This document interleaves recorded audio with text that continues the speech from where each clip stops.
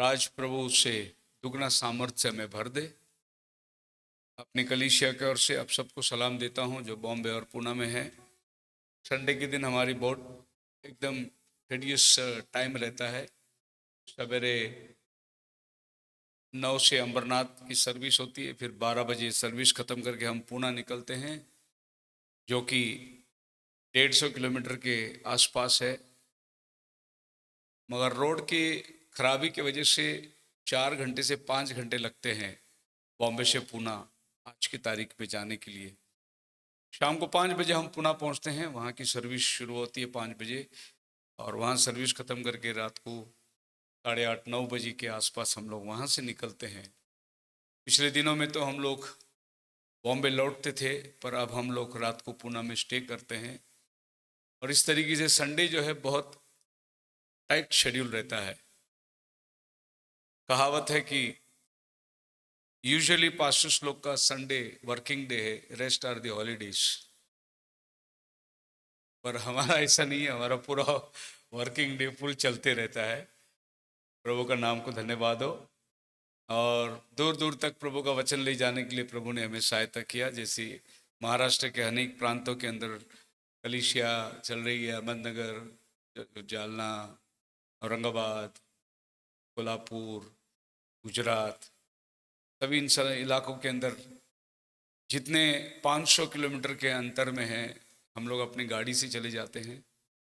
अगर 500 किलोमीटर से दूर हो तो फिर हम लोग ट्रेन की इस्तेमाल, फ्लाइट की इस्तेमाल करते हैं, जैसे दिल्ली आते हैं। तो प्रभु का नाम को धन्यवाद। अपनी सेवकाई के अंदर हमें बनाए रखने, प्रार्थना में बनाए रखे। काम बहुत है, मजदूर थोड़े हैं। 2000 साल से मजदूर की शॉर्टेज है, अभी भी शॉर्टेज है। प्रभु का आना बहुत निकट है। प्रभु मजदूरों को तैयार करे। और नबी कहता है कि आप आपके घर के पास्टर हैं, आप आपके घर के पास्टर हैं।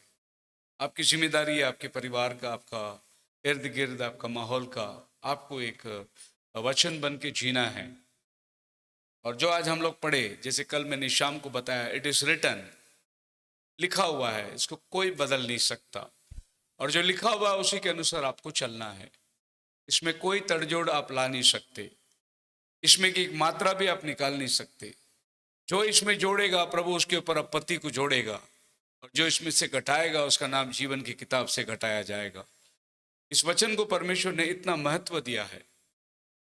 और आज जो वचन को हमने पढ़े कि you are the living epistle, तुम हमारी जीवित पत्री हो। यानी बाइबल आपको जीवित पत्री कहता है, लिविंग बाइबल कहता है। हालेलुया। आपके हाथ में जो बाइबल है, आपके अलमारी में जो बाइबल है, वो लोग बाद में पढ़ेंगे, पहले लोग आपको पढ़ते हैं। जब आपको पढ़ेंगे तो आप जीवित बाइबल की गवाह देना बहुत जरूरी है। हालेलुया। आपका पहरावा, आपका सोच, आपके विचार, आपका बर्ताव, ये सारी चीज बाइबल की गवाही देनी चाहिए। बहुत सी बार हम लोग ये देखते हैं कि प्रचार हम करते हैं लेकिन जीते नहीं। लोग ज्ञान से भरे हुए हैं, और इसको नबी बता रहा है कि अबनॉर्मल चाइल्ड, एक अबनॉर्मल चाइल्ड जो होता है उसका सर बड़ा होता है लेकिन वो मंद बुद्धि होता है। वैसे ही हमारे मैसेज बिलीवर्स में सर बड़ा बहुत लोग का हो गया, लेकिन बुद्धि मंद है अभी तक। जीवन नहीं बता रहे हैं कि वो वचन को जी रहे हैं।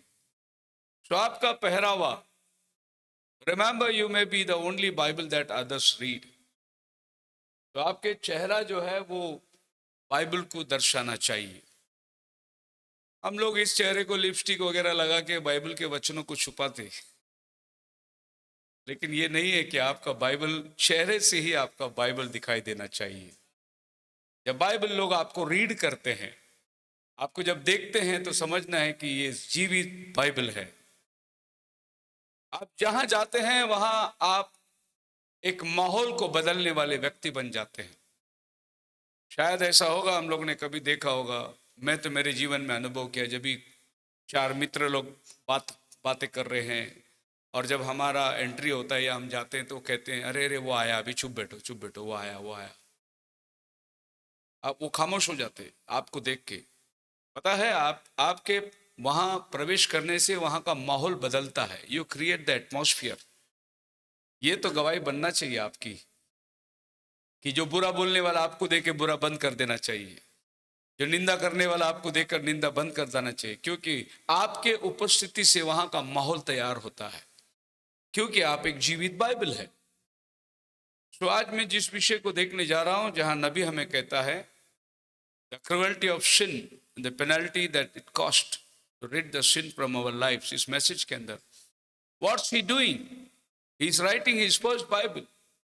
The first Bible was ever written, was written in the skies, the zodiac, and it start out with the Virgin, and that's how it come first. It ends up with the Leo, that the second coming of Lord. नबी कहता है कि खुदावन पहली Bible आसमान पे लिखा, और पहली बाइबल आसमान पे लिखा वो इस राशि को दर्शाता है। अगर ये राशि पहला बाइबल है तो आपको समझ में आना चाहिए कि पहला बाइबल क्या गवाही देती है। तो ये बाइबल में जिन्हें सबको मालूम है, हम लोग बहुत से लोग न्यूज़पेपर पढ़ते हैं तो पहले राशि पढ़ते हैं, और लोग 50 पैसे वाले 1 रुपये वाले न्यूज़पेपर खरीदते खाली राशि पढ़ने के लिए खरीदते कि आज का दिन कैसे जाएगा। मैंने कई बार ये उदाहरण बताया, फिर आज बता रहा हूं कि एक आदमी सवेरे सवेरे बाइबल खोला पढ़ने के लिए तो उसको वचन मिल गया और यहूदा ने जाके फांसी लेके मर गया। उसने पढ़ते ही बोला कि छे सवेरे सवेरे कितना बुरा वचन मिला, अशुभ वचन, फांसी लेके मर गया। उसने बाइबल दोबारा बंद करी, फिर खोली, बोली प्रभु अच्छा वचन मिल जाए। अच्छा, बाइबल का सारा वचन अच्छा ही है, लेकिन तुम्हारा संदर्भ में जब नहीं मिलता तो तुमको वचन बुरा लगता है। दूसरी बार जब उसने बाइबल खोला तो उसमें लिखा है जा तू भी ऐसा ही कर। दोबारा बाइबल बंद कर दी, बोली यार तो दिन बहुत ही खराब जाएगा शायद। और हर चीज 3 बातों में माना जाता है, तो उसने बोले तीसरी बार बाइबल खोलता हूं प्रभु एक भला वचन मिल जाए, आज का दिन मेरा अच्छा जाना चाहिए। और जब उसने तीसरी बार बाइबल खोला तो उसको वो वचन मिला, उठ अब क्यों देर करता है। अगर राशि के लिए बाइबल पढ़ोगे तो ऐसा ही वचन मिलेगा तुम्हें। आजकल बाइबल पढ़ने के लिए लोगों के पास टाइम भी नहीं है। हम लोग कैलेंडर के जो डेली वर्सेस है ना, वो एक वचन पढ़ के भाग जाते काम पे, क्योंकि वक्त हमारे पास इतना बिजी हो गया है कि हम प्रभु के वचन को टाइम देने के हमारे पास नहीं रहा। ये बाइबल अलमारी में रह जाती है।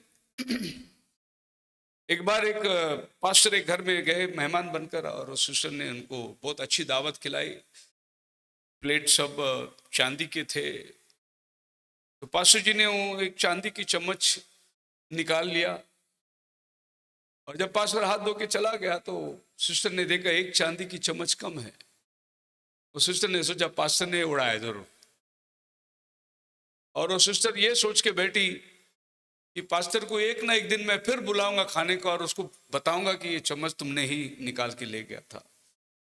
तो अगले बर्थडे में उसको फिर पास्टर को दावत दिया, फिर उसने पास्टर को अपने घर बुलाया और बहुत अच्छा खाना हो गया।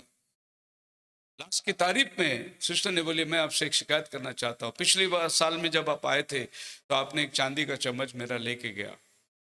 पास्टर ने बोला हाँ वो मैंने आप ही के बाइबल में रखा था, मैंने आप ही के बाइबल में रखा। इसका मतलब वो सिस्टर 1 साल बाइबल ही नहीं खोली, और 1 साल ये सोचते रही कि मेरा चम्मच गया किधर। पास्टर ने बोला आप ही के बाइबल में रखा, मुझे मालूम है कि आप कितना बाइबल पढ़ते हैं, मैंने लेके गया। सिस्टर शर्मिंदा हुई। ऐसा ही आज हमारी भी बाइबल है अलमारी के अंदर, बड़ी बड़ी डिक्शनरी बाइबल है, लेकिन पढ़ते हम लोग बहुत कम है। सो बाइबल आपके लाइफ में, प्रॉफिट बोलता पहला बाइबल जो है ज़ोडिएक, और ये ज़ोडिएक साइन जो है आपको मालूम है, Genesis chapter 1 verse 14, and God said let there be light in the firmament of heaven, divide the day from the night, and let there be signs and for the season, for the days and for the years. तो परमेश्वर ने आकाश के तारांगणों को बनाया, सूरज बड़ी बड़ी ज्योति बनाई, और प्रभु ने उनको इसलिए रखा कि वो दिन, मौसम और वर्ष के गिनने का कारण बने। तो फिर आप समझ सकते हैं कि प्रभु ने कुछ तो लिख के रखा है आसमान पर, जो आपके जीवन को बताती है, जो आपके जीवन को दर्शाएगी, समय को दर्शाएगा, वक्त, मौसम, हर चीज को आप आसमान में देख के दर्शा सकते हैं। माफ करना, कोई मेरे को घड़ी दे देंगे? मैंने आज मेरा वॉच भूल के आया। यहाँ है नहीं वॉच ना, दीवार में कहीं पर। पास्टर लोग की कमजोरी है, वो शुरू करना जानते, खत्म करना नहीं जानते। पर मैं बहुत टाइम पे बात करने वाला आदमी हूँ। सो ऑलरेडी ब्रदर 12:15 बज गया, 1:30 बजे तक चलेगा। प्रभु का धन्यवाद हो।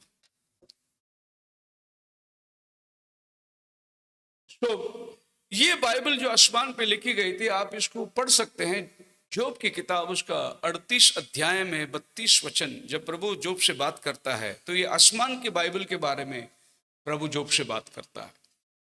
प्रभु कहता है, can't thou bring forth Mazzaroth in this season? क्या तू मजरोत नाम के कंसलेशन को अपने मौसम में ला सकता है क्या? प्रभु उसको सवाल पूछता है। और can't thou guide Arcturus with his sons? तो ये जो आसमान के तारांगन है, ये तारांगन आपको कुछ मैसेज देती है। जब नबी ने कहा फर्स्ट बाइबल जोडियाक है, इसका मतलब उसमें आपको संदेश है। उसके बाद बाइबल कहती है जोब 9:9 के अंदर, the Orion, players and chambers of the south, the great bear. तो इस तरीके से आसमान के तारे जो है एक एक संदेश को आपके पास देता है। और ये बाइबल को जोब बहुत अच्छी तरीके से जानता था, क्योंकि जोब के टाइम पे बाइबल नहीं थी। आप सबको मालूम होगा कि अब्राहम के पहले जोब जीता था ये पृथ्वी पर, और जोब की किताब is the oldest book in the Bible. और जोब की किताब जो है वो ये दर्शाता है कि जब उसके बच्चे जेवनार को गए थे, जब वो वापस लौटते थे, तो जोब उनके लिए बलिदान करता था, उनकी प्रार्थना और मध्यस्थ करता था। यानी उन दिनों के अंदर लेवी और याजक नहीं थे। लेवी और याजक अब्राहम के बाद में आए। तो जोब खुद अपना घर का पास्टर था, उसके बच्चों के लिए उसको प्रार्थना, उसको प्रायश्चित करना था। पर इतना है कि जोब थोड़ा ओवर राइचियस था, अति धार्मिक बोलते जिसको। वो ऐसे बलिदान देता था, प्रभु अगर मेरे बच्चों ने गलती की हो भूल चूक से, मैं पहले ही सैक्रिफाइस दे के रखता हूं। तो जोब इस बाइबल को जानता था, और प्रभु जोब से बात करता है। आर्कटुरस, ये सब आसमान के साइंस है। ओरियंस, ये भी आसमान पे है साइन। ये कुछ वॉरियर को दर्शा रहा है, ओरियन कंसलेशन। एस्ट्रोलॉजी लोग जो है इस बात को जानते हैं। Players, 7 sisters, chambers of the south, ये आर्क को दर्शाता है, नोहा का बोट को दर्शाता है। तो प्रभु ने बहुत सारे चीज आसमान पर बना के रखे थे।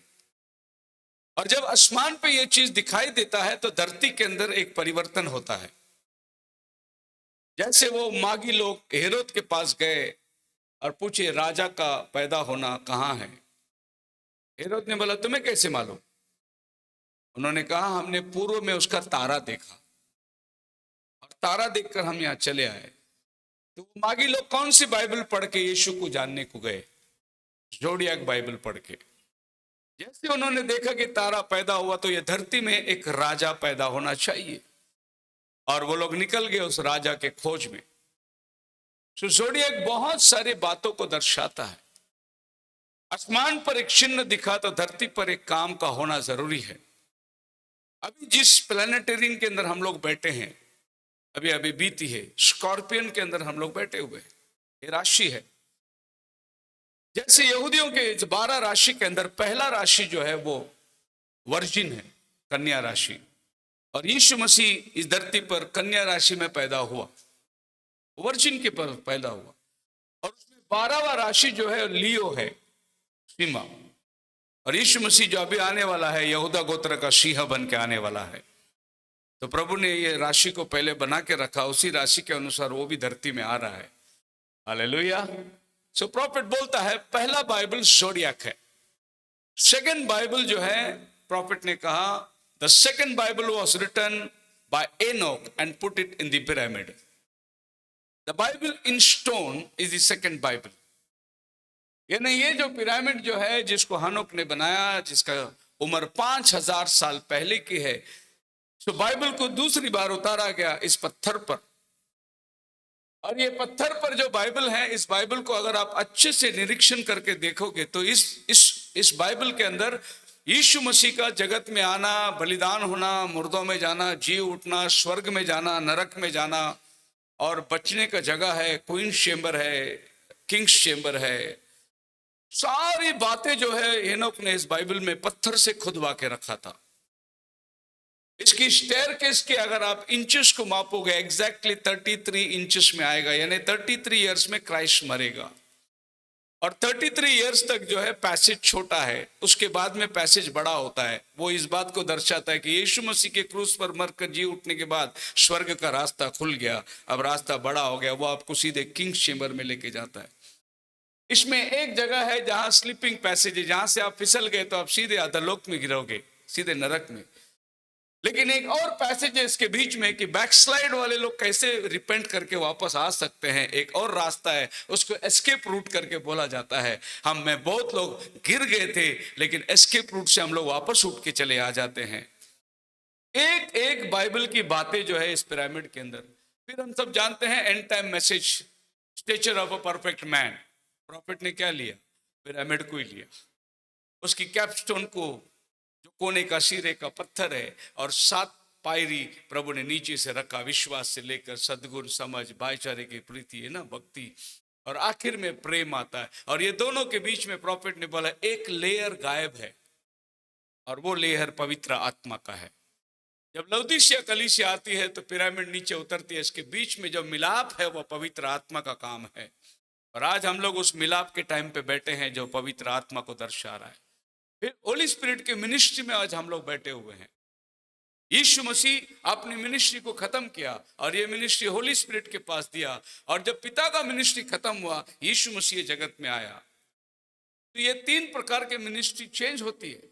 और अभी जो हम लोग बैठे हैं ये पवित्र आत्मा का मिनिस्ट्री है, और यही आपको पिरामिड के अंदर लेके जाएगा। कोई पास्टर आपको लेके नहीं जाएगा, कोई बिशप और रेवरेंड आपको लेके नहीं जाएगा। आपको लेके जाने वाला पवित्र आत्मा है जो आपको रैप्चर में लेके जाएगा। हालेलुया।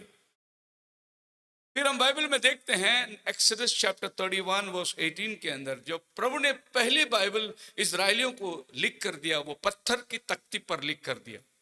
बाइबल कहता है, and he gave Moses when he had made an end of communing with him upon Mount Sinai 2 tables of testimony, the table of stone written with the finger of God.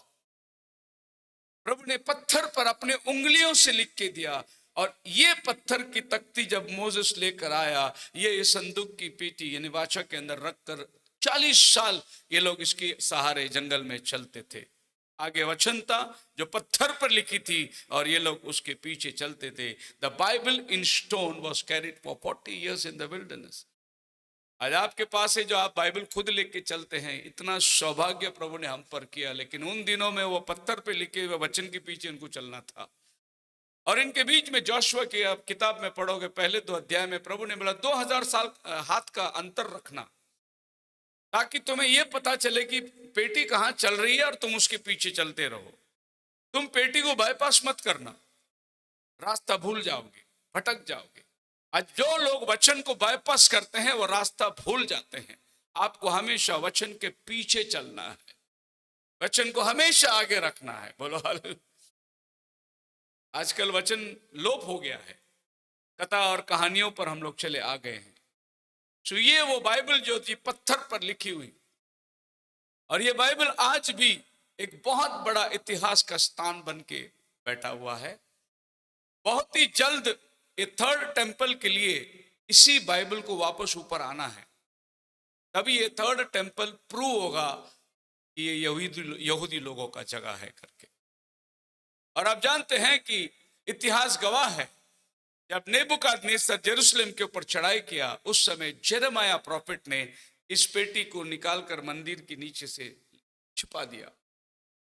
और ये पेटी को Jeremiah और उसके साथी levy लोगों ने लेके गया। नेबुकदनेस्सर ने पूरी मंदिर को लूट के गया, लेकिन ये पेटी उसके हाथ में नहीं मिली। इसके बाद दोबारा जब नहमाया ने मंदिर बनाया, उस मंदिर को सब कुछ मिल गया, लेकिन ये संदूक की वाचा उन्हें नहीं मिला। और जिस मंदिर में हेरोड टेम्पल कहा यीशु मसीह खड़ा था, उस मंदिर में सब कुछ था, लेकिन ये पेटी नहीं थी। क्योंकि यह वाचा जो तख्ती तीसरे पवित्र स्थान पर रखी जाती थी, अब खुद वचन देहधारी होकर उसी मंदिर में आके खड़ा हुआ था। और ये मंदिर इस वचन को लेके जाके सलीब पर मार दिए। जब सलीब पर मारा, यीशु ने कहा पूरा हुआ, तो मंदिर का पर्दा ऊपर से नीचे फटकर दो भाग हो गया। एक्चुअली अगर आदमी फाड़े तो नीचे से फाड़ेगा, लेकिन यह पर्दा ऊपर से फटा, यानी खुदावन खुद इस पर्दे को फाड़ के अलग किया। क्या दर्शाया? इस पर्दे के अंदर जो वचन पत्थर की तख्ती पर थी, वो अभी मांस रूपी वचन सलीब पर लटका हुआ है। अब इधर मत देखो, उधर देखो। हालेलुया। वो वचन देहधारी होकर आपके लिए और हमारे लिए आ गया। बोलो हालेलुया। आप मेरे साथ है? मैं ये बाइबल इसलिए एक्सप्लेन कर रहा हूँ, हमको अभी लिविंग बाइबल में आना है। इसके लिए मैं पहले बेस बना रहा हूँ कि ये बाइबल पत्थर की है, ये इसकी है, फिर हम आपके ऊपर आ जाएंगे, हमारे ऊपर आ जाएंगे। लिविंग बाइबल आज कैसी रहती है? नबी बोलता है the third Bible was written and the last one, this is one brother Branham indicates his Bible. Brother Branham अपना बाइबल दिखा के बोलता है and this is the Bible last one, and that Bible is written Bible. लिखित रूप का Bible आपके हाथ में आ गया। पर यह बाइबल इतनी आसानी से आपके पास नहीं आई। पहले यह पैपिरस के रोल में थी। 10th सेंचुरी के दरमियान इसको कन्वर्ट किया गया। कुछ झाड़ के धातु से लेकर पैपिरस बनाकर उसमें यह वचन लिखा जाता था। बहुत मुश्किल थी लोगों के पास वचन पढ़ना। ये कोई स्कॉलर है जिनके हाथ में है वही पढ़ सकता, बाकी लोग बैठ के सुनना था। वचन को कोई पढ़ नहीं सकता, देख नहीं सकता, खाली उसके अनुसार जो कहा गया चलना है। उसके बाद ये पार्चमेंट के रूप में बन गया 200 साल ईसा के पहले। और ये पार्चमेंट जो है पौलुस के हाथ में थी। जब वो तीमुथियुस को लिखता है कि तेरे आने के टाइम मेरा पार्चमेंट तेरे पास है, याद से लेके आ। ये पौलुस के टाइम की बाइबल है, सेकंड बाइबल। डेड स्क्रोल के रूप में अभी हमारे पास में मिली थी। बहुत सारे बाइबल के अलग अलग किताबें मिली। और ये मिट्टी के बर्तन पे रखकर बंद करके रखने के लिए प्रभु ने नबियों को कहा था। और कुमरान केव्स के अंदर ऐसे बहुत सारे किताबें मिली है। आपके बाइबल को अगर आप देखेंगे तो मलाकी के बाद आपका बाइबल 400 साल साइलेंट हो जाता है। सीधे आपको मैथ्यू, जॉन द बैप्टिस्ट आता है। John the Baptist New Testament का प्रॉफिट नहीं है, ओल्ड टेस्टामेंट का लास्ट प्रॉफिट है। न्यू टेस्टामेंट बाद में शुरू होती है। तो ये 400 साल के दरमियान जो है बाइबल साइलेंट थी। इन दिनों के अंदर बहुत सारे किताबें लिखी गई। मैकाबीश नाम की ये किताबें जो है ये सब रोमन कैथोलिक लोगों ने अपने बाइबल में जोड़ दिया। इसलिए हमारे बाइबल में 66 बुक है। रोमन कैथोलिक के पास जो है 72 है, 73 बुक्स के बाइबल में। और ये सब बाइबल उन्होंने इसलिए जोड़ लिया कि उन्होंने उसमें उनकी सबूत को पाया। जैसे एंजल्स लोग का वर्शिप है, मीडिएटर लोगों का वर्शिप है, ये सब मैकाबीश की किताब में मिलता है। तो उन्होंने उसको ऐड कर लिया, लेकिन किंग जेम्स वर्जन ने उसको ऐड नहीं किया क्योंकि वो इंस्पायर्ड बुक नहीं था। और आपके हाथ में और हमारे हाथ में इंस्पायर्ड बुक है। ये बुक जो है 66 बुक के रूप में इसलिए जमा हुआ क्योंकि ये इंस्पायर्ड बुक बन गई। इंस्पायर्ड बुक कैसे बोला जाता है? आप मैथ्यू चैप्टर 24 वर्स 50 निकाल कर पढ़ोगे तो आपको पता चलेगा इंस्पायर्ड बुक कैसे माना। एक बुक इंस्पिरेशन के अंदर आई प्रभु कैसे माना जाता है। पढ़िए।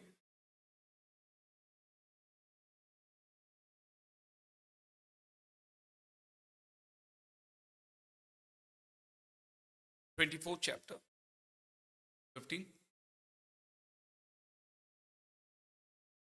चैप्टर 20। जब तुम उस फाड़ने वाली हाँ, सत्ता के द्वारा हुई। तो ये स्कॉलर लोगों ने केजेवी की टाइम पे, किंग जेम्स वर्जन के टाइम पे कैसे किए, ये सब अलग अलग किताब के रूप में थी। जब बाइबल में मत्ती को किताब पढ़ा और मत्ती में लिखा है यीशु मसीह की, दानियल की किताब में जो लिखा है वह तो इन्होंने दानियल की किताब ले ली और बाइबल में जो, क्योंकि ये इंस्पायर्ड बुक था। फिर प्रभु यीशु मसीह लूक की किताब में जाकर खड़ा होता है, 4 अध्याय के अंदर उसके हाथ में ऐसाया का किताब दिया गया। उस भाग को खोलाओ जहां लिखा है परमेश्वर का आत्मा मुझ पर है। तो उन्होंने ऐसाया के बुक लेकर बाइबल में जोड़ दिया।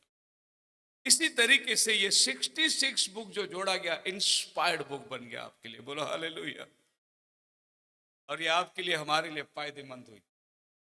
और ये बाइबल बाद में चलकर इंग्लिश में पहली बार टिंडेल ने इसकी ट्रांसलेशन की 14 सदी के अंदर। और क्योंकि इन्होंने इंग्लिश में ट्रांसलेशन की, बाइबल आम जनता को मिलने लगा।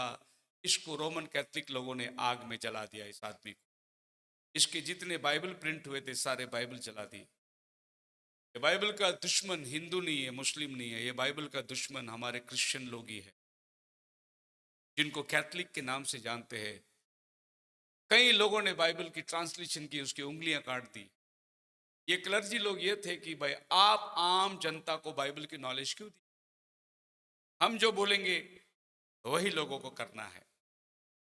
और इसी तरीके से मसीहत जो है एक अंधकार में समय के अंदर चल रही थी। बाइबल पढ़ने की किसी को अनुमति नहीं थी। ये जितने भी सेंट लोगों को जलाए, ये सेंट लोगों का काम क्या था? इन्होंने बाइबल पढ़ा, लोगों के लिए प्रार्थना किया, इसीलिए जलाए गए। और जलाने वाले कोई परराष्ट्र नहीं थी। जो मसीही नाम पे बड़े धब्बे हैं, यही लोगों ने बाइबल को जलाया। यही लोगों ने बाद में क्या कि जब देखे कि सिंपथाइज उनके ऊपर ज्यादा बढ़ रहा है, तो उसको बना के सेंट बना दिया। कि लोग इसको पूजने लगे तो उसको सेंट बना दिया। पहले मार देना, बाद में क्या बनाना? सेंट बनाना। मतलब लोग बाहर नहीं जाए, हमारे बीच में बने रहे। इस तरीके से बाइबल की बड़ी बड़ी इतिहास चलते आई। बहुत से लोगों ने बाइबल के बारे में इसको नष्ट करने के लिए सोचा। और पिछले 2000 साल से लेकर हमने इतिहास के अंदर देखा कि बहुत लोग बाइबल को मिटाने के लिए उठ खड़े हुए, लेकिन इसको कोई नहीं मिटा सका। आज भी ये 20वीं सदी के अंदर दुनिया में सबसे ज्यादा बिकने वाला यही बाइबल है। बाइबल सबसे ऊंचा है। जो आदमी चांद में गया, पहला बाइबल रखकर उसने प्रार्थना किया उस खुदा को। बाइबल दुनिया में सबसे प्यारा पुस्तक। हालेलुया। आप मेरे साथ है? यह है तीसरी बाइबल जिसको हम बोलते हैं रिटन बाइबल। अभी आपके हाथ में आ गया, आपके मोबाइल में आ गया, चिप के रूप में आ गया, लैपटॉप में आ गया। अभी बहुत लोग ये इतना बड़ा बाइबल कैरी नहीं करते। अभी लोग छोटे मोबाइल कैरी करते हैं, और उधर वचन हो गया तो लोग मोबाइल में वचन ढूंढ। नहीं, आप संडे को चर्च में आते हैं, आपको ये बाइबल कैरी करके आना है। मोबाइल लेके मत आना बाइबल में। और ये सोचो मत कि मोबाइल का बाइबल चर्च में चलेगा। मोबाइल जब आप खोलोगे तो अगर आपकी उंगली गलत बटन में दब जाएगा तो व्हाट्सएप खुल जाएगा। लेकिन ये बाइबल को किधर भी खोलो, आपको वचन ही खुले। आपको भले आपका हालत गलत जगह में जाएगा तो भी खुलने वाला क्या है? वचन है। तो वचन जो है आपके लिए बहुत आदर्श है। आप अगर साउथ में जाओगे तो एक खूबी मैं बता रहा हूं, हमारे कन्याकुमारी साइड में आप संडे को देखेंगे, बड़ा अजीब दृश्य आपको मिले। संडे सब बंद रहता है, सिवाय चर्च चालू रहता है। और हमारे साउथ के अंदर ये कस्टम है। हर एक लड़की, छोटे संडे स्कूल के बच्चे से लेकर बुजुर्ग तक, आपको ऐसी चर्च को जाना,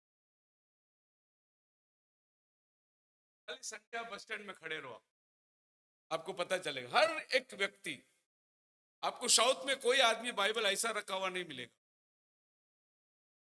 हर एक बाइबल सीधे से लगाया हुआ मिलेगा। बड़ा अच्छा दृश्य है। और संडे सिर्फ आपको यही चीज मिलेगा। लोग बस में चढ़ रहे हैं, उतर चढ़ते, सब क्रिश्चियन लोग मिलेंगे। ये बाइबल शान है हमारी। हालेलुया। ये बाइबल हमारे पास आने तक बहुतों ने अपना जान दे दिया, लेकिन ये बहुमूल्य वचन को पढ़ने के लिए आज हमारे पास टाइम नहीं है। बाइबल पढ़ना है। कितना भी आप ज्ञानी बन जाए, कितना भी आपको बाइबल मालूम पड़े, लेकिन रोज आपको ये खुराक खाना जरूरी है।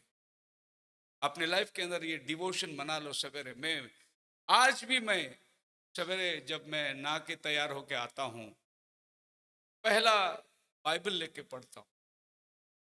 मेरी लाइफ में डिसिप्लिन है कि एक चैप्टर पढ़ना है सब, फिर प्रार्थना करना है। जब आप प्रार्थना करते हो तो आप खुदा से बात करते हो, लेकिन जब आप बाइबल पढ़ते हो तो खुदा आपसे बात करता है। हम सिर्फ प्रार्थना करके चले जाते हैं, हमने खुदा से बात करके चले गए, लेकिन खुदा ने हमसे बात नहीं किया। तो जब आप बात करते हो तो खुदा भी आपसे बात करना चाहता है। तो आप प्रार्थना करो, उसके बाद बाइबल खोल के पढ़ो। आपने जो प्रार्थना में मांगा वही बाइबल में आपको वचन मिलेगा, क्योंकि खुदावन जीवित है, बात करता है। ये तो अभी लैपटॉप आ गया हमारे पास में, गूगल आ गए, सर्च मार दिया हमने और निकाल दिए, पता चल गया ये वचन कहाँ लिखा है। लेकिन मसीह में मेरे प्रिय लोग, आज से 25 साल पहले जो पास से लोग बैठे हैं बुजुर्ग, मालूम है, हम लोग वचन ढूंढते थे। कोई कॉन्कॉर्डेंस नहीं था, इंग्लिश बाइबल, रेफरेंस बाइबल नहीं था। लिटरली बाइबल को ऐसे रखते थे सामने, मेरी अपनी एक्सपीरियंस खोल के रखते थे, प्रार्थना करते थे, प्रभु ये वचन कहाँ लिखा है। पढ़ा तो था मैं, लेकिन याद नहीं आ रहा है। और हवा चलती थी, बिल्कुल वो पन्ना आके खड़ा होता था जहां वही वचन मिलता। आप आंखें खोल के देखो, वो वचन आपके सामने रहता था। प्रभु वचन को पलट के देता था। अभी तो बहुत आसान हो गया बाइबल का। मैं जानता हूं कि जब मैं गुड फ्राइडे हो, ईस्टर हो, ऐसे कोई ओकेजन है, तो प्रॉफिट के मैसेज पढ़ के प्रचार करने के लिए पॉइंट्स ढूंढते थे। और उन दिनों में ये द टेबल और ई बुक और ये सब कुछ नहीं था। मुझे याद है कि मैं एक एक रात कम से कम 10-10 मैसेज प्रॉफिट का पढ़ लेता था। गुड फ्राइडे के ऊपर प्रॉफिट ने कितनी मैसेज, लिटरली 10-10 मैसेज पढ़ता था। कुछ उसमें से मसाला मिलता था सवेरे की मैसेज बनाने के लिए। लेकिन आज बहुत हम लोग लेकिन याद रखना, जितना हम लोग आसान जिंदगी में आ रहे हैं, उतने आलसी बनते चले जा रहे हैं, उतना में हमारे जीवन के अंदर जो है आलसीपना चला आ गया। लेकिन वो दिन जो है वो बिल्कुल, इसके लिए प्रॉफिट बोलते हैं, बोला हमारे माता पिता बहुत प्रार्थना करते थे, वो पाएंगे, पर तुम क्या होगा, तुम्हारा क्या होगा। मेरे दादा पास्टर थे, वो चले जाएंगे, तुम क्या है। और परमेश्वर को नाते पोते थोड़ी चाहिए, उसको बेटे और बेटियां चाहिए, ग्रैंड चिल्ड्रन नहीं चाहिए, उसको डॉटर्स, सन्स एंड डॉटर्स चाहिए। तो ये बाइबल आपके लिए बहुत महत्व है। और चौथी बाइबल जिस पर आज हम लोग मनन करने वाले हैं, that is the living epistle. You are the epistle written in our hearts, known and read by all men. हमारी जीवित पत्री तुम हो। The laws written in our hearts. इब्रानी की किताब 10 अध्याय 15 और 16 वचन। Whereof the Holy Ghost also is a witness to us, for after that he said before, this is the covenant that I will make with them after those days. I will put my laws into their hearts and in their minds I write them. अब हो गई वो बात, तोड़िया की खत्म हो गई, पत्थर की खत्म हो गई, अब लिखित वाली भी खत्म हो गई। अब हम जीवित वाले के पास आएंगे। The word is written in your heart. Hallelujah. और बाइबल वर्णन किया कि ये शाही से नहीं, कोई इंक से नहीं, ये परमेश्वर खुद अपने उंगलियों से लिखा है। पवित्र आत्मा के द्वारा ये वचन आपके मन में समाया गया है, हृदय की पट्टियों पर लिखा गया है वचन। आज बाइबल कहाँ होना चाहिए? हमारे हृदय के पट्टियों पर होना चाहिए। हमने बहुत ये बाइबल को देख लिया, बहुत सारे वर्णन बाइबल के इतिहास देख ली। रोमियो की किताब 8 अध्याय 9 वचन 29 में लिखा है, For whom he did foreknew, he also did predestine to be conformed to the image of his son, that he might be firstborn among brethren. जब ये वचन आपके हृदय में लिखी जाती, आप कंफर्म्ड हो जाते हैं प्रभु यीशु मसीह के स्वरूप में बनने के लिए। In the image, conformed in the image of his son. प्रभु के सदृश आपका रूप, आपका स्वभाव बनने के लिए आपके हृदय के पट्टियों पे यह वचन लिखना बहुत जरूरी है। Sealed inside outside. Hebrews chapter 2 prophet कहता है, by the joy that you have in the life and you live, you are sealed in and outside. Hallelujah. जो आनंद आप प्रभु में जी रहे हैं, आप भीतर से और बाहर से मोहर लगाए गए हैं। क्योंकि हम देखते हैं कि किताब प्रकाशित वाक्य 5 में है, भीतर और बाहर मोहर लगाकर बंद कर दिया गया है।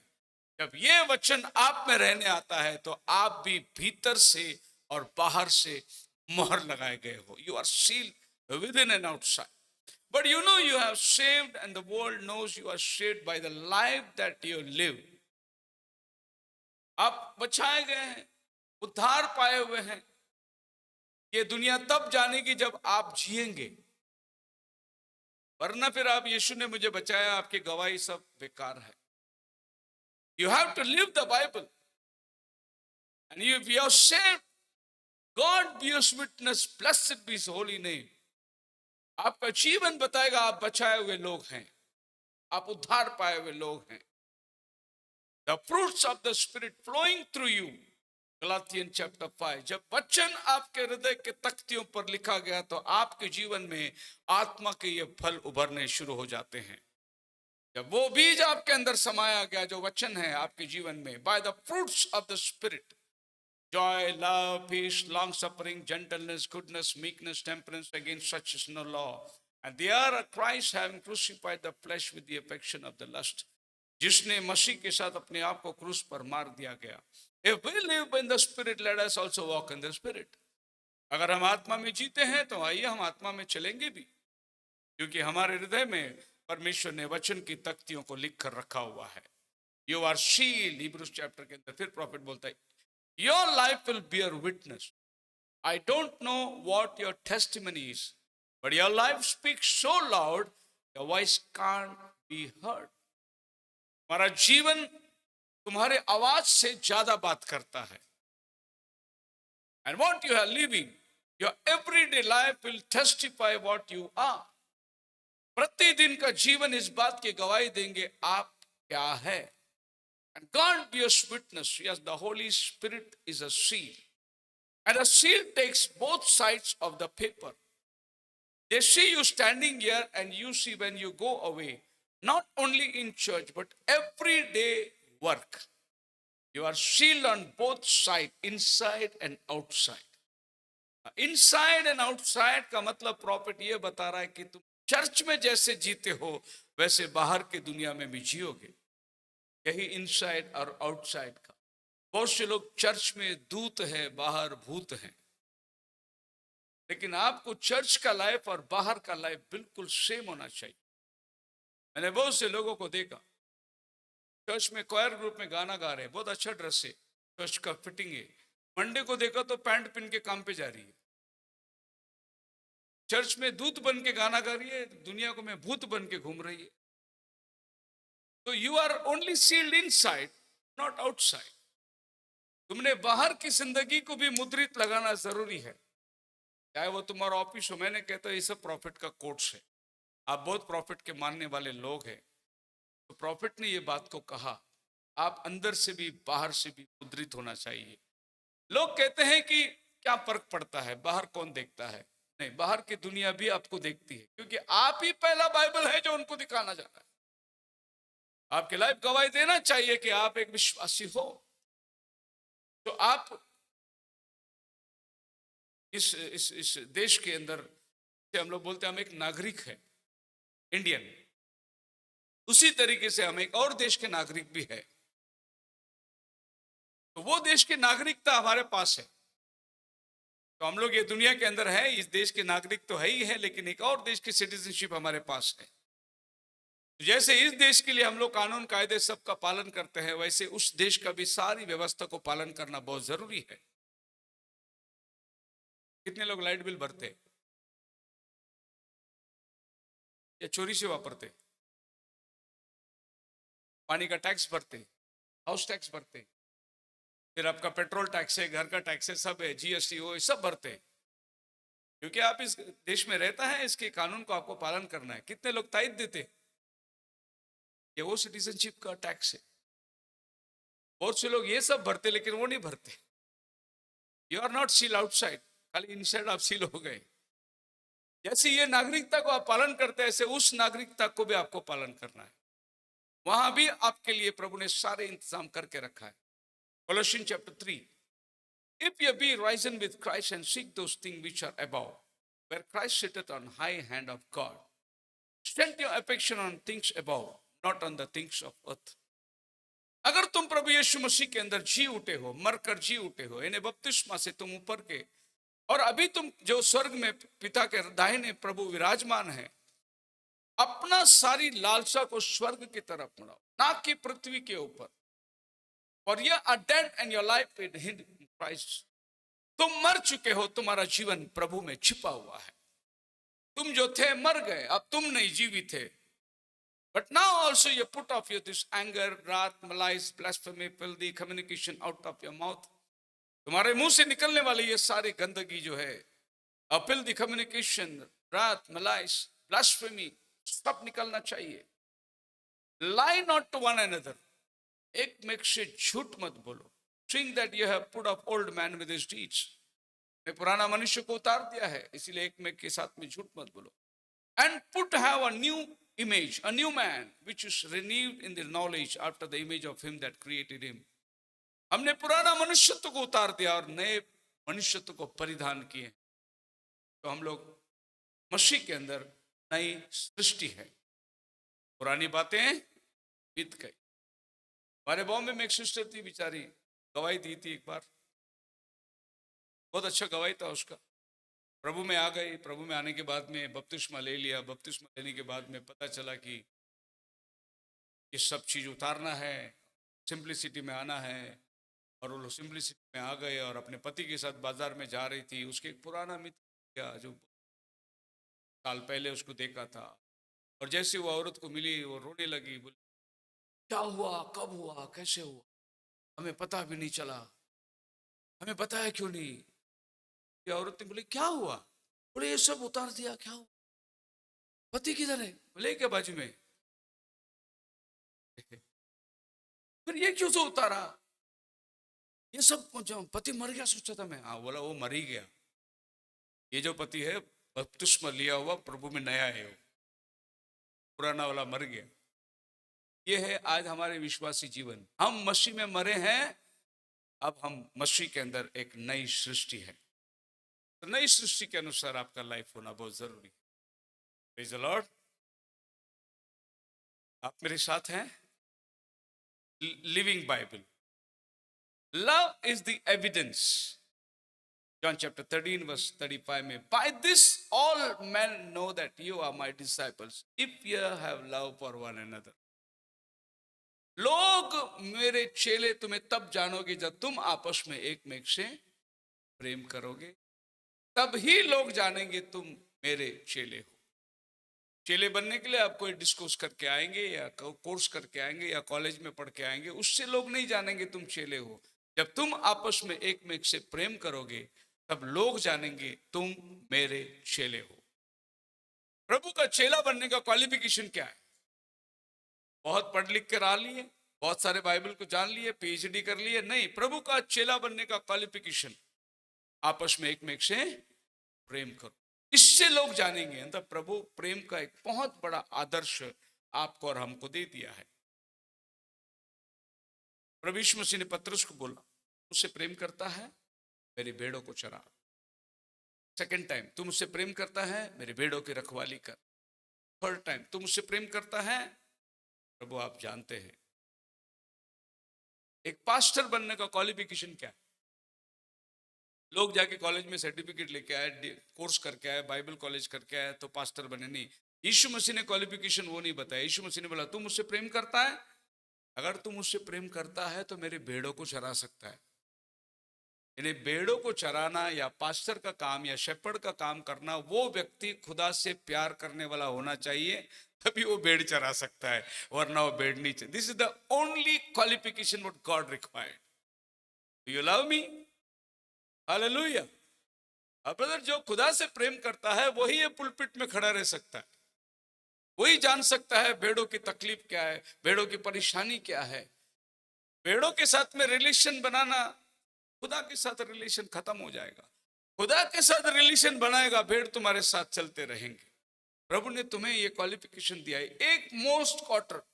इसमें कोई गुंजाइश ही नहीं कि मैं पास्टर बनने के लिए क्या करके लाया। आज बहुत सारे लोग पास्टर बन गए, बनते हैं, इंस्पिरेशन में बन गए, उत्तेजना हो गई और पास्टर बन गए, कुछ विजन मिल गया पास्टर बन गए।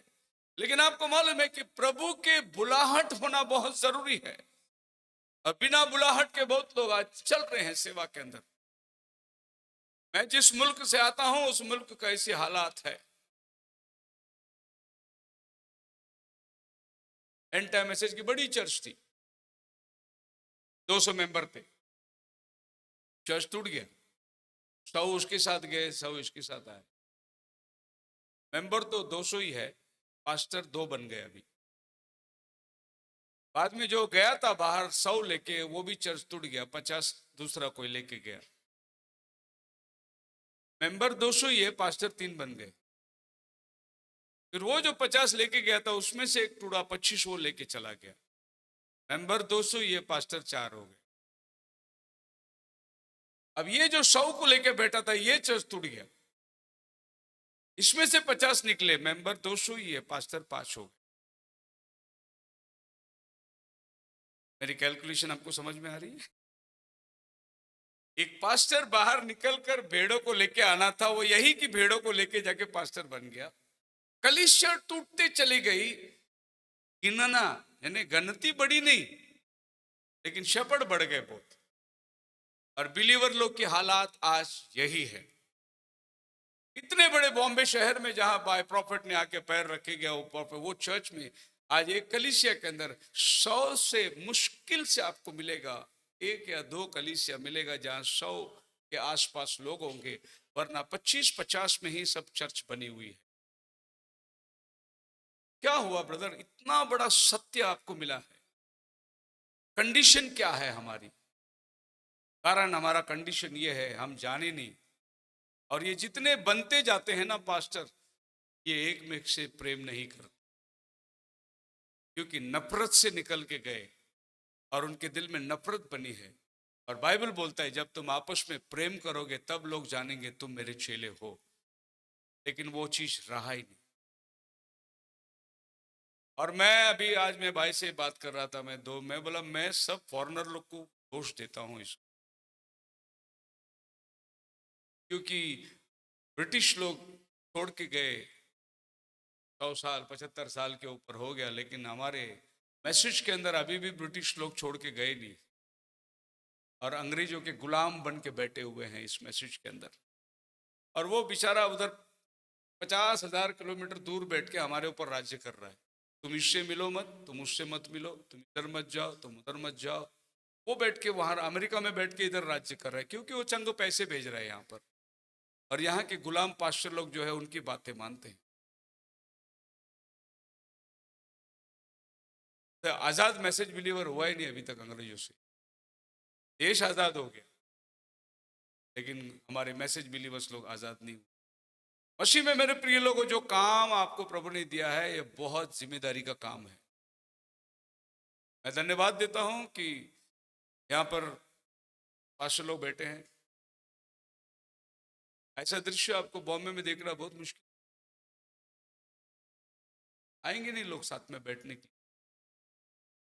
आपको मालूम है एक स्कूल में 3-4 चर्च चलती है और सब एंड टाइम वाले। एक स्कूल में अलग अलग क्लासरूम में प्रेयर चलती है, सब एंड टाइम वाले ही है। मिलते नहीं आपस में, दुआ सलाम तक नहीं होती आपस में। ये क्लासरूम वाला बोलता बाहर निकलेगा उससे प्रेज लॉर्ड मत करो, वो क्लासरूम वाला बोलता है बाहर निकलेगा इनसे प्रेज लॉर्ड मत करो। और सब एंड टाइम वाले हैं। हमारा प्रॉफिट तो ऐसा आदमी था जो बेचारा जानवर भी उसके प्रेम में पिघल जाते थे। ऐसे एक बहुमूल्य संदेश के अंदर हम आए, लेकिन आज हमारे अंदर प्रेम की घटित हो गई। खैर आगे जाएंगे हम। You are no longer carnal, 1 Corinthians chapter 3 verse 3। मैं लिविंग बाइबल की बात कर रहा हूं। कार्नल किस बात से? फॉर ये not carnal whereas there is among you and my strife and division are not carnal। क्या तुम में मतभेद नहीं है? तुम्हें तर्क वितर्क नहीं है? तो फिर तुम क्या आत्मिक हो? बाइबल कहता है तुम शारीरिक हो, कि तुम्हारे अंदर अभी तक जो है एक में के प्रति बुराई, एक में की तरफ नफरत। आज हम जब कहीं सुसमाचार के लिए जाते हैं, मैं कहता हूं कि प्रभु ने मेरे को दिया है सेवा, मैं बाहर जाता हूं सुसमाचार के लिए। मोस्ट ऑफ द टाइम में जो है बाहर फील्ड में रहता हूं। अब यहाँ पर हमारे पास्टर लोग जो praise the Lord brother, God bless you brother, वो फोन करके उधर बोलते हैं इनकी मीटिंग है मत जाना, वो मैसेज में नहीं है। और जब हम वहां गए तो वो ब्रदर आए नहीं, हमने फोन किया, मोबाइल सब स्विच ऑफ। बाद में पता चला, दूसरे ने फोन किया, ब्रदर आप आए नहीं मीटिंग में। नहीं, मुझे बॉम्बे से फोन आया, वो पास्टर ने बोला कि भाई शेखर मैसेज में नहीं है, उसकी मीटिंग जाना, तो हम लोग सब रुक गए। लेकिन जब सामने आएंगे तो praise the Lord brother, God bless you brother. ये कंडीशन है, लिविंग बाइबल की कंडीशन है ये। एकत्रित होना बहुत मुश्किल है। एक ऐसे कठिन समय के अंदर हम लोग आ गए हैं, बस ये वो टाइम है जो वो क्रीम निकल के जाने का टाइम है। बहुत से लोग बर्माहट के अंदर रह जाएंगे। मैं लिविंग बाइबल की बात करता हूं। अगर आप लिविंग बाइबल है, आप जीवित वचन है, तो आपके अंदर ये चीज होना ही नहीं चाहिए। अगर ये है तो आप जीवित बाइबल नहीं है। The evidence of born again, prophet कहता है you must be born again. इस मैसेज के अंदर when you are born again of the spirit of God you actually love everybody. जब तुम्हारा आत्मा से नया जन्म हुआ है तो तुम सबसे प्रेम करोगे, अपनों से नहीं, सबसे प्रेम करोगे। Now you don't love their ways, the things like that. Don't want to partake of it. No sir, stay away from the things of the world. But you just keep yourself spotless. प्रेम तो सबसे करना है। हो सकता है कोई व्यक्ति बुरा काम करता हो, आप उसकी बुराई में साझी ना हो, लेकिन प्रेम उससे करना है आपको। आप उससे दूर रहो। You put the bowels of mercies. Colossians 3 में एक जबरदस्त शब्द को पौलुस कहता है, 12 वचन पढ़िए। यहां पर मैं आपको लिविंग बाइबल के बारे में कुछ शाम बताना चाहता हूं। Put on therefore as the elect of God, holy and beloved, bowels of mercy, kindness, humbleness of mind, meekness and long suffering. यहां पर जो वर्ड है bowels, कैसे प्रोनाउंस करते हैं, अलग अलग लोग अलग अलग प्रोनाउंस करते हैं। बीच में मैंने कुछ प्रोनाउंस किया था, भाई ने मेरे को थोड़ा करेक्शन किया था। चाओस, केओस, मैंने चाओस बोला था, भाई ने बोला चाओस नहीं केओस। God bless you. होता है, मेरा मद्रास का इंग्लिश है, तो थोड़ी बहुत हमारे बीच में, तो इसको बोलते हैं बोवल्स ऑफ मर्सी। ओके, आप इसको हिंदी में पढ़िए। इसलिए परमेश्वर के चुने हुओं की नाई जो पवित्र और प्रिय हैं, बड़ी करुणा और भलाई और दीनता और नम्रता और सहनशीलता धारण करो। तो ये बोवल्स वर्ड जो है हिंदी में है ही नहीं, तो बड़ी करुणा आ गया। एक्चुअली बड़ी करुणा और बोवल्स का मीनिंग क्या है? अभी हम लोग एक्चुअली अगर लैंग्वेज बोवल्स का मीनिंग कटोरा ऐसी लग जाएगा हमको, लेकिन बाइबल यहां कटोरे की बात नहीं कर रही। द बोवल्स इज, आप डिक्शनरी में डाल के देखिए, one of the tubes that carries waste food away from your stomach to the place where it leaves your body, that is called bowels. Hallelujah.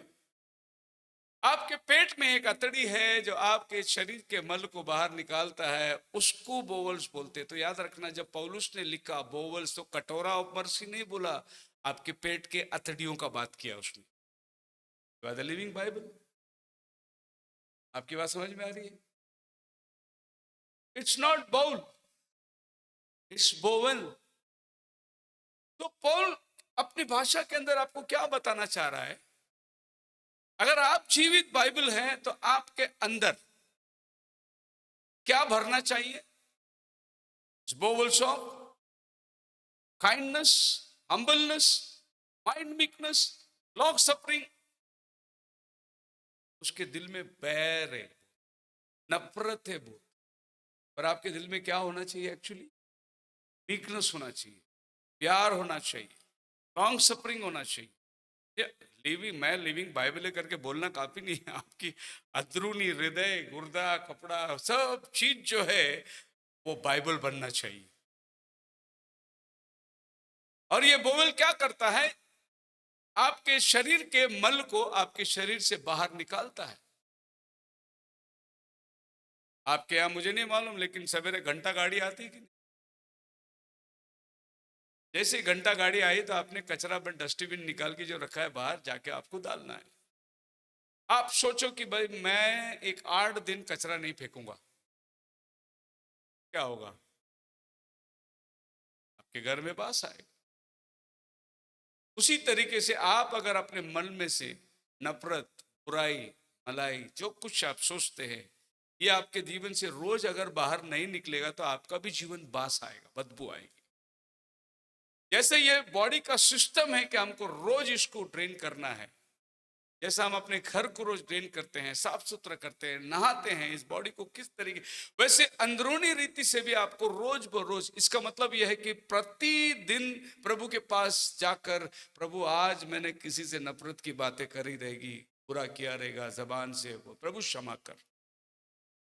प्रतिदिन सवेरे प्रभु आज मैं किसी को ठेस ना पहुंचा, किसी को दुख ना पहुंचा, किसी के साथ बुरा ना करूं। प्रतिदिन की सवेरे की आपकी प्रार्थना, प्रभु से वायदा करके निकलो और आकर भले भूल चूक होगी रहेगी, प्रभु से फिर वो दया का सागर है, हालेलुया। वो क्षमा का खानी है, आपको क्षमा करेगा। सो पौल का मतलब था कि आपके मीकनेस, और ये जो आपका बाहरी रूप में नहीं, आपके अंदरूनी रूप में मीकनेस आना चाहिए। आपके अतड़ियों के अंदर जो खाना पचाती है वहां ये चीज पचना चाहिए। मीकनेस, हम्बलनेस, लॉन्ग सफरिंग, ये सब आपके अंदर पकना चाहिए। सो दूसरे बाइबल के डिक्शनरी लोगों ने बोवल ऑफ मर्सी लिख दिया, मतलब कृपा का कटोरा करके लिख दिया है, लेकिन वो कृपा का कटोरा नहीं है, वो आपके शरीर के अंदरूनी भाग है। The Greek word used now here pronounce as planko, which refers to the inward affection, tender mercy, heart in which mercy resides, a seat where the first love is conceived for the child. वो जगह जहां गर्भ धारण होता है, वो जगह जहां जीवन को उत्पन्न करता है। Interestingly, the word bowel literally refers to the innermost parts of the human body. The human intestine, abdomen, heart, womb, uterus, and the place where the child is conceived, that is called bowel. Hallelujah. हमको बाहरी रूप में नहीं परंतु अंदरूनी रूप में से सब कुछ बदलना बहुत जरूरी है।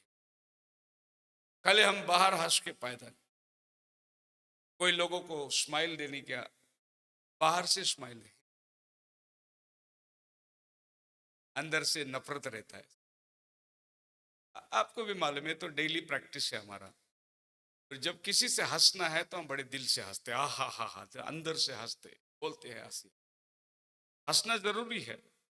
अभी तो लोग हंसने के लिए क्लब में जाते, लाफिंग क्लब में जाके उधर हंसने को सिखा रहा है बेचारा, उधर हंसने को, हा हो हा, हंसने को सिखा रहे उधर, क्योंकि डॉक्टर ने बोला हंसने से आप तंदुरुस्त रह सकते हैं। जब आप हंसते हैं तो इंसानियत नजर आता है। आपने देखा कभी गधे को हंसते हुए? Keep smiling always. आपके चेहरे में आनंद रखो, खुशी रखो। जब भी कोई मिले, आप कितना भी दुखी हो, दुख आप अपने अंदर रखो। यही तो बोवेल का काम है, आपका दुख को अंदर समाज के पचाना, लेकिन बाहर मसीहत को दिखाना। जो भी मैं अंदर से हूं, मैं कूटा हुआ हूं, मैं दुखी हूं, मैं परेशानी हूं। समस्या किसको नहीं है?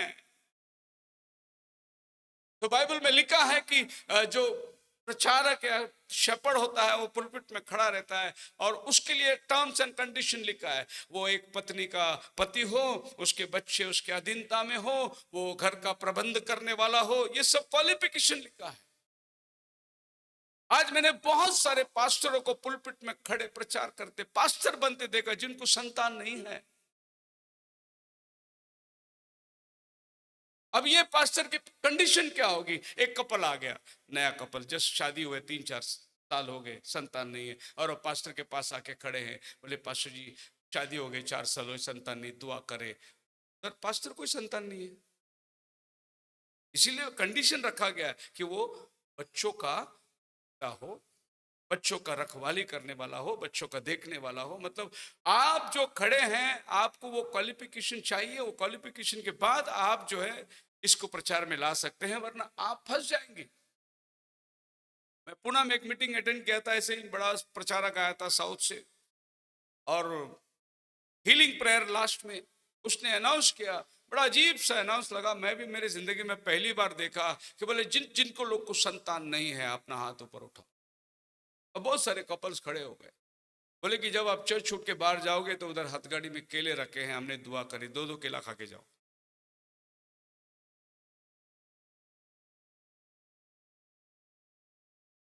और पता नहीं केले में दुआ करा, केला खाएगा तो ये औरत गर्भवती होगी, संतान प्राप्त होगी। तो इन मूर्ख बाबाओं की तरह आज मसीह पादरी भी पुलपिट में खड़ा रह के बोल रहे कि केला को हमने प्रार्थना किया, दो केला खा के। और बाद में समझ में आया जो प्रचार कर रहा है उसको भी संतान नहीं है, और जो बुलाया था गेस्ट उसको भी संतान नहीं है। मैं कहता हूँ कि चार चार केले इनको खिला दो पहले, तो पब्लिक को बाद में के पहले इनको चार खिलाओ।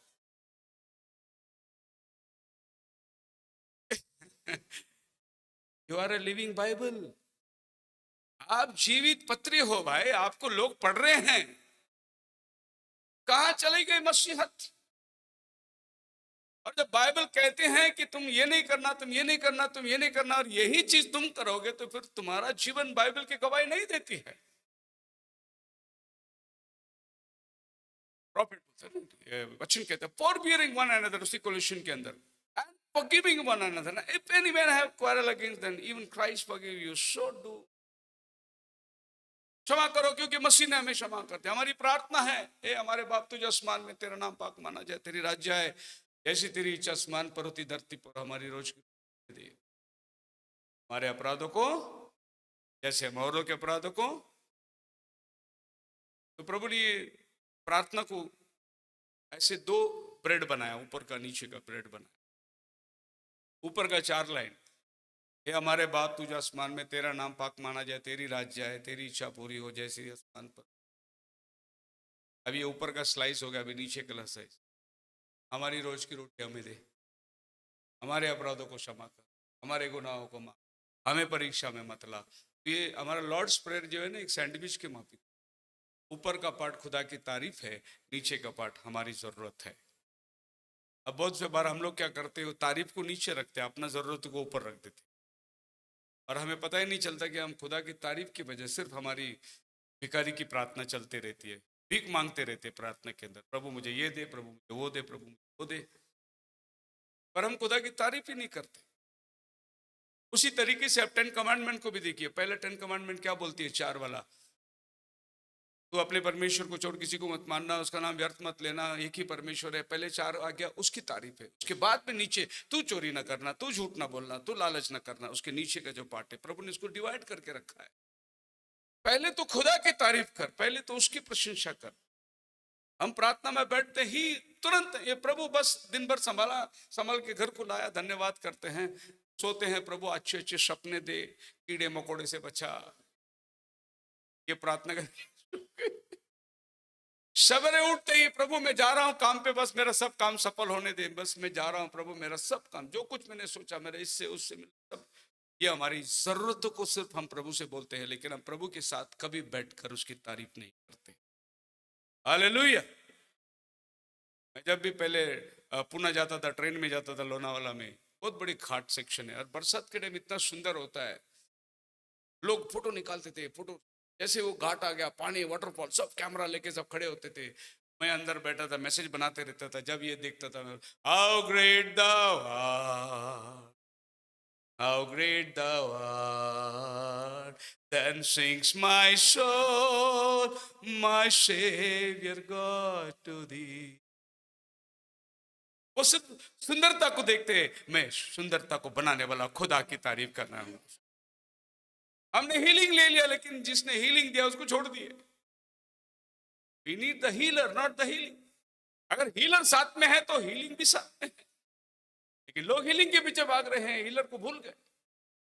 देने वाला दान बड़ा है या देने वाला दान अर्पण करने वाला बड़ा है?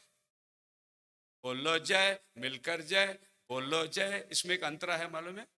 खुद ही दाता, खुद ही दान पूरे कर दिल। वो खुद ही दाता है और वो खुद ही दान बन के आया हमारे लिए। हम लोग अनाउंस करते हैं, आइए हम लोग दान अर्पण लेंगे। क्या अर्पण लेंगे खुदावन को? आप क्या देंगे? जिंदगी भर तो भीख मांगते आए हैं, क्या दान देंगे खुदा को? जो तूने दिया उसमें से हम थोड़ा ला रहे प्रभु तेरे पास। ये तो बोलना जरूरी है। रावण हमसे खाली 10% मांगता है, 10% मांगता है, वो उसका है, वो मांग रहा है वो। पहले तो ये आपको समझना है कि पूरा 100 उसका है, आपका कुछ नहीं है। उसमें से वो 10% मांग रहा है अपना। अगर 10% देने में तुम वफादार नहीं रहे, तुम अपने जीवन में वफादार नहीं रह सकते। 90 में कैसे रहोगे वफादारी? तो यहां से बात शुरू होती है आपको लिविंग बाइबल बनने के लिए, एक जीवित पत्री बनने के लिए। यहां से आपका जीवन का काम शुरू होता है। सब कुछ उसका है। मैंने लोगों को यह बात खुल के बोला। बहुत ही कंजूस आदमी, इतना कंजूस आदमी। कभी कन्वेंशन आएगा कुछ नहीं देगा, कभी मीटिंग आएगा कुछ नहीं देगा, मैं कुछ देने वाला नहीं। उसके बाद में ऐसा हुआ, बेचारा बीमार पड़ गया, हफ्ते में 2 बार डायलिसिस होने लगा, और जितना बैंक बैलेंस था सब चला गया डायलिसिस। प्रभु अगर थोड़ा सा किडनी को लूज कर देगा तो खत्म हो गया, डायलिसिस में चले जाओगे। थोड़ा सा प्रभु यहां स्क्रू ढीला कर देगा तो आउट ऑफ माइंड हो जाओगे तुम। बात समझ में आ रही है? You are the living temple. अगर आपके अंदर वचन नहीं जी रहा है तो प्रभु को उसको मोड़ने में ज्यादा टाइम नहीं लगेगा। एक ब्रदर आए मेरे पास में, आप क्यों लगा रहे कन्वेंशन, क्यों खर्च कर रहे, इतने पैसे की क्या जरूरत है खर्च करना, ऐसे करके बहुत सारी बातें बोली। हम बोले ब्रदर आपको देना है तो दो, नहीं तो रहने दो। रहने मैं तो दूंगा नहीं, और मैं मीटिंग को भी नहीं आऊंगा, आपकी मर्जी। और 3 दिन कन्वेंशन जम के चला, लोग भी थे में कन्वेंशन, जम के कन्वेंशन चला।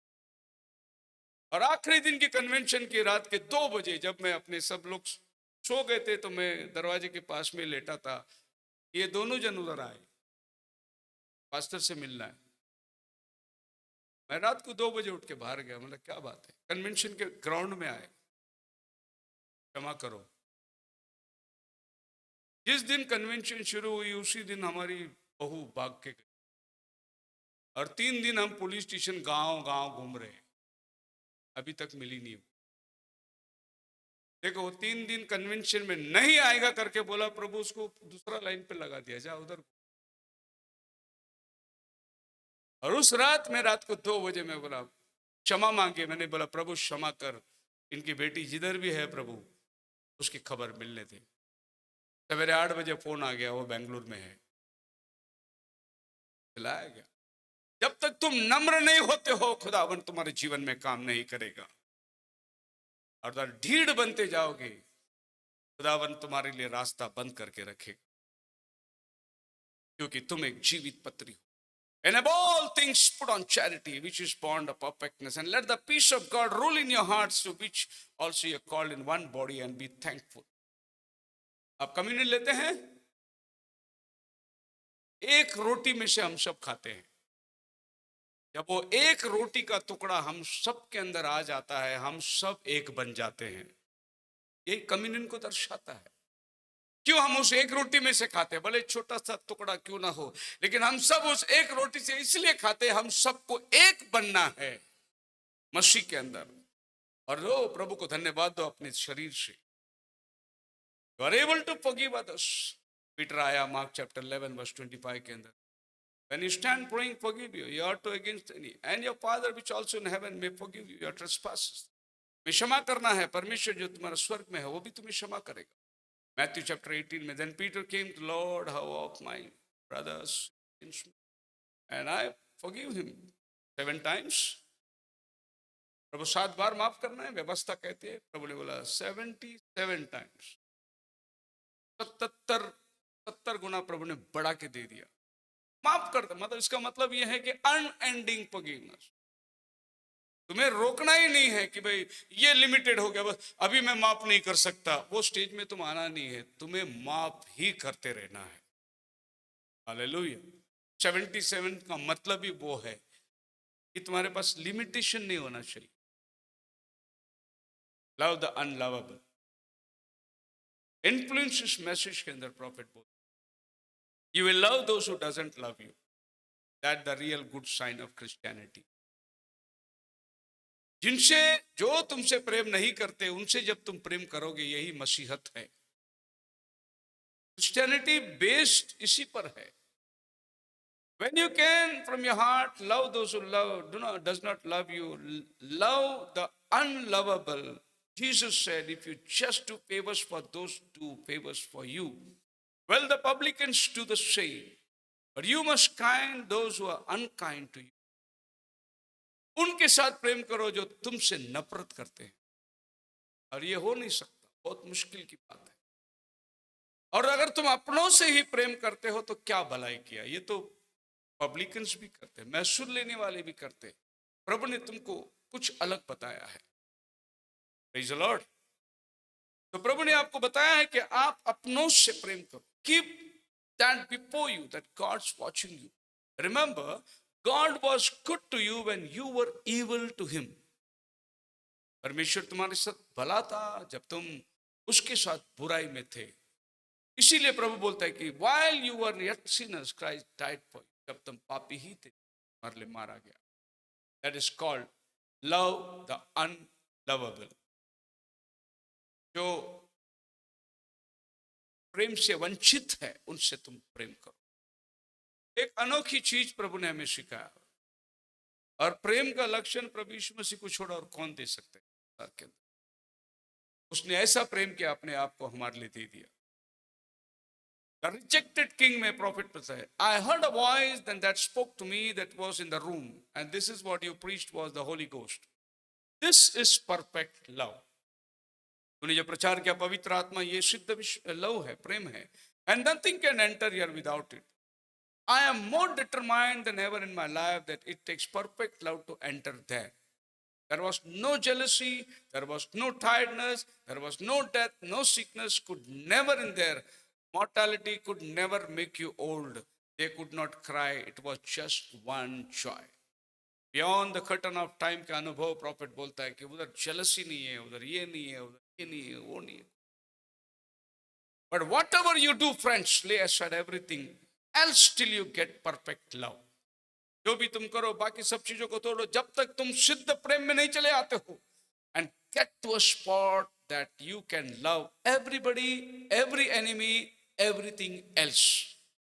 उस जगह पे आ जाओ जहां तुम सबसे समानता का प्रेम दर्शा सकते हो. तब तक तुम्हारे अंदर पवित्र आत्मा नहीं है, क्योंकि पवित्र आत्मा ही सिद्ध प्रेम है करके प्रॉफिट. आप मेरे साथ है. The person you hate becomes your idol.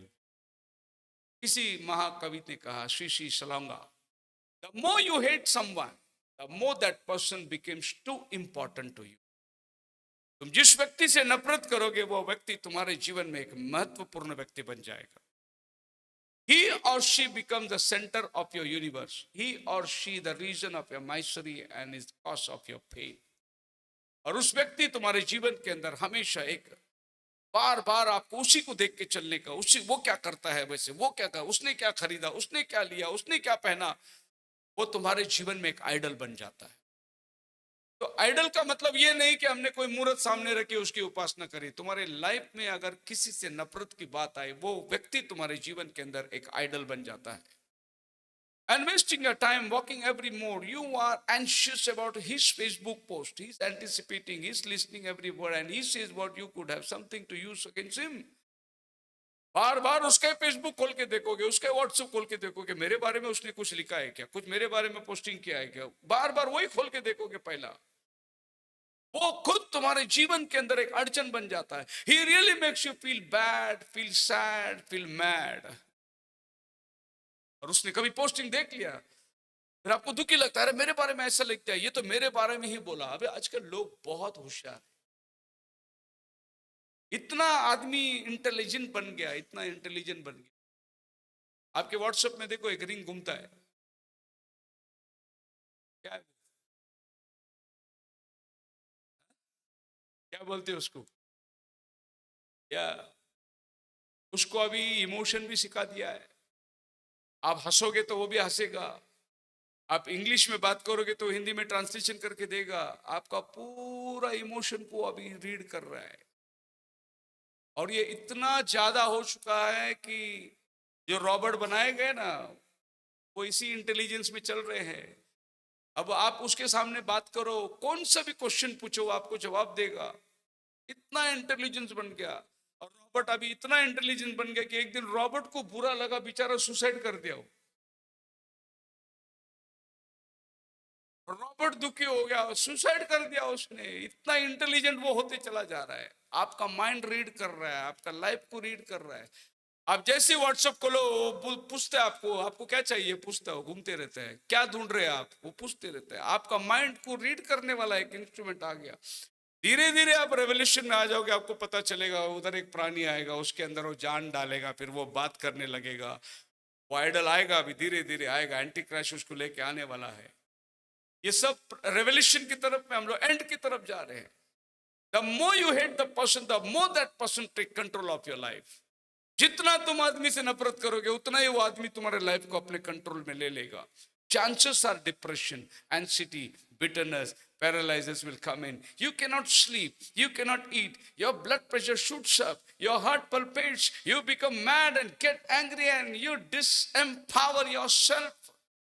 सिर्फ एक आदमी से नफरत करने से हमारा बीपी बढ़ जाता है, तुम अनकंट्रोलेबल हो जाते हो, बेचैन हो जाते हैं। मैं पास्टर लोग का अनुभव बताता हूं। अगर एक विश्वासी कलीसिया से घर बैठे तो पास्टर की बीपी बढ़ जाती है। पास्टर बेचैन हो जाता है, क्या हुआ, क्यों नहीं आया, वो रेगुलर ब्रदर था, क्या कंडीशन है उसकी। जब तक उसकी खैरियत नहीं मालूम पड़ता, पास्टर का नींद हराम हो जाता है, क्योंकि उसकी नजर उस पर बनी है। विश्वासी लोग कैसे भी चल जाते हैं, लेकिन आपको नहीं मालूम कितना इंपैक्ट पड़ता है। कभी ये विश्वासी कई दूसरे को जाके भड़काए, वो विश्वासी उसको भड़काए, गलत बातों को फैलाए। अपने पुलपिट किसी को देना बहुत मुश्किल है, सोचना पड़ता है। अपना पुलपिट किसी को देने का मतलब अपना पत्नी को किसी के हाथ में देना, पता नहीं कब क्या बोल के चला जाएगा। फिर उसके बाद में महीनों तुमको सुधार करने में लग जाते हैं। कुछ बोल के चला गया उसने, उसके बाद पास्टर जी वो तो ऐसा बोला, आप क्या बोला। और ऐसे लोग इस चीज का फायदा उठा, ये चीज इसी की वजह से मैंने कहा ना कि एक एक कचरा बाहर से आके कुछ कुछ बोल के चले गए। यहाँ पर लोग ढूंढते बैठे, झगड़ते बैठे, आपस में फूट और बंटवारा होते चले गए। आया कोई एक डॉक्टर डाल के चला गया, क्योंकि हमारे अंदर एकता है ही नहीं कि उसको हम लोग बैठकर सामना कर सके। हम एक साथ आ ही नहीं पा रहे हैं। किसी भी प्रकार के डॉक्टर ना जाए, हम लोग एकत्रित बैठकर उसको डिस्कस करने के लिए वो प्लेटफॉर्म बन ही नहीं रहा है। बस किसी ने बोल दिया, हवा के झोंके में वो भी चला गया, और फिर एक बहुत बड़ा बंटवारा। पास्टर डेंजल मसीह जानते हैं, 1998 के अंदर उल्लासनगर में आए थे, अंडर की बड़ी मीटिंग हुई थी। पास्टर जी का फोटो है मेरे बाइबल में अभी भी। क्या हुआ, मैसेज तो बहुत अच्छा था, लोग आग में जलने लगे, गाने, नाच और प्रभु की धन्यवाद, बाप रे बाप, ऐसा लगा कुछ तो रिवाइवल आ गया है। लेकिन उसके बाद पूरी कलीसिया का बर्बाद हो गया। टूटते टूटते टूटते टूटते इतना नफरत आ गया लोगों के पास कि कल जिसको हमने उंगली पकड़ के बाइबल सिखाया, बपतिस्मा दिलाया, प्रभु में बढ़ाया, वो हमारे सामने बैठ के बोलता है आपको बाइबल समझता नहीं। ये कंडीशन आ गई, आप नहीं समझेंगे। मैं बोला आपने क्या समझा ब्रदर, उतना समझाओ हमको। बोले वो समझा नहीं सकते। फिर आप कैसे समझ गए? डॉक्टर का हिसाब किताब तो देखो। पत्नी ने हमको कॉफी ला के दिया पीने को, मैंने कॉफी पिया, बोला सिस्टर चाय बहुत अच्छा था। नहीं नहीं मैंने कॉफी दिया आपको। नहीं मैं तो चाय पी रहा हूं। नहीं नहीं ब्रदर मैं खुद बना के दिया, कॉफी दिया। मैं बोला आप कॉफी बना के दिए लेकिन मैं चाय पिया, ऐसे कैसे हो सकता? ये तो मैं आपको पूछ रहा हूं, आप क्या समझे? और जब आप समझ गए तो हमको भी समझाओ। नहीं समझा सकते। क्या रेवोल्यूशन है, अद्भुत रेवोल्यूशन। और ऐसी आज कंडीशन हो गई। जब ये मैसेज आया था उस समय में बात हो रही थी, रप्चर हो गया है, दरवाजा बंद हो गया है, अब जहाज के अंदर कोई आ नहीं सकता। फिर प्रचार क्यों कर रहे भाई? जब सब कुछ बंद ही हो गया तो अंदर बैठो ना। जब नोहा बोट के अंदर गया, नोहा थोड़ी प्रचार कर रहा था, बाहर लोग प्रचार कर रहे थे। दरवाजा बंद हो गया, कम्युनियन खत्म हो गया, पाइपल मिनिस्ट्री खत्म हो गया, सब बंद कर दिए। अभी हम लोग के अंदर कोई पास्टर नहीं, हम सब ब्रदर्स लोग हैं। अभी जिसको इंस्पिरेशन होता वो मैसेज देगा, हम सब अभी प्रीच कर सकते हैं। पास्टरशिप को निकाल दिया, पाइपल मिनिस्ट्री निकाल दिया। फिर धीरे धीरे धीरे कितना दिन ऐसे चलेगा भाई? कोई तो बोझ लेना ही चाहिए ना। उसके बाद में लगा कि भाई पास्टर अपनाना पड़ेगा, फिर एक को पास्टर बना दिया।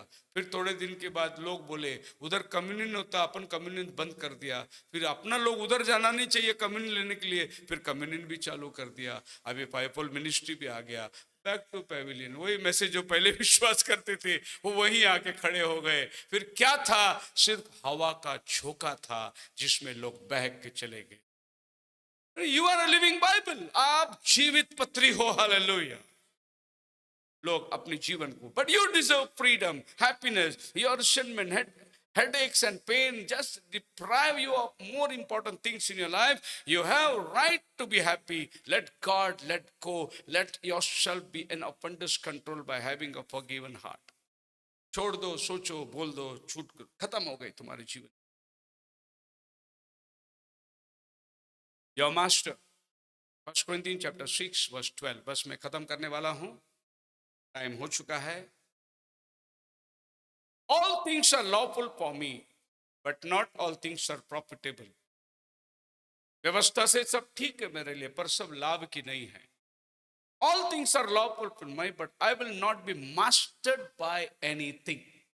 What do you mean?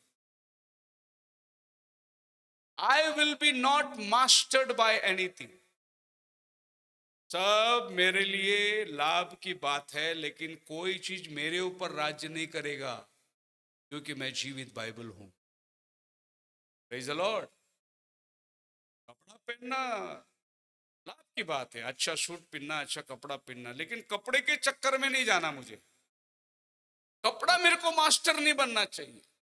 पहला अच्छी चीज है, लाभ की बात है, बहुत सारे कॉन्टेक्ट्स होते हैं, लेकिन मैं इससे अच्छा मोबाइल लूंगा, उससे अच्छा मोबाइल लूंगा, उससे बड़ा मोबाइल लूंगा, और फिर मोबाइल के चक्कर में नहीं जाना आपने। This should not master you, but it is benefited, सबके लिए फायदेमंद।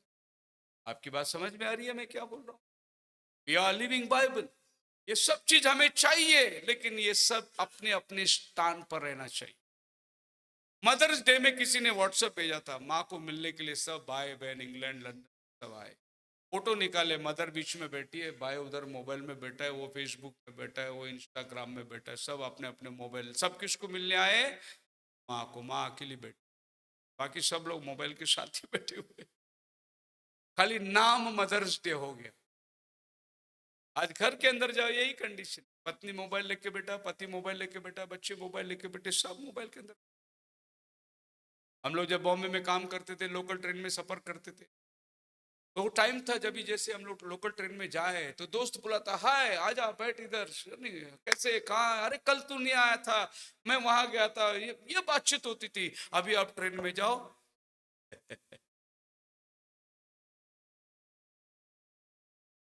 अरे वो बाजू में जो आदमी है उसको, वो गिर रहा है, मर रहा है, कुछ नहीं, अभी इधर इसके अंदर घुस गया।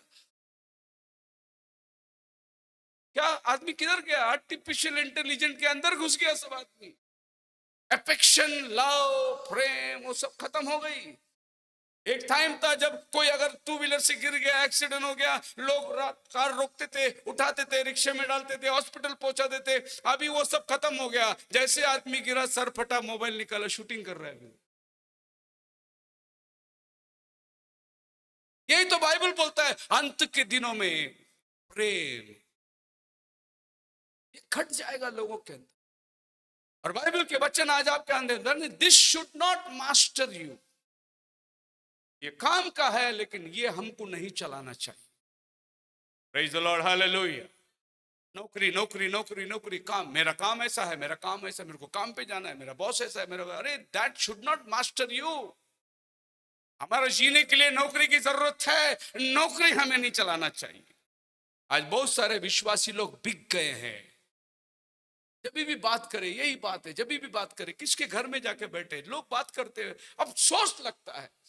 हमारे यहाँ बहुत से घरों में कुत्ता पालने वाले बिलीवर लोग हैं, उनके घर में जाके बैठेंगे, टॉमी इधर आओ, गो देयर, कम हियर। हमारा कुत्ता सब बात सुनता है, हमारा कुत्ता सवेरे काम करता है, हमारा कुत्ता घर में सुसु नहीं करता, हमारा कुत्ता को बाहर जाएगा ना ऐसा करता है, हमारा कुत्ता ऐसा करता है। अरे तेरे पास दूसरा स्टोरी नहीं है क्या?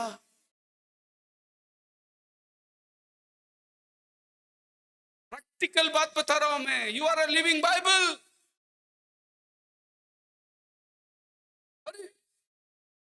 बच्चे को बोलते हैं ए जा अंकल को पानी दे, कुत्ता को बोलते है कम यार।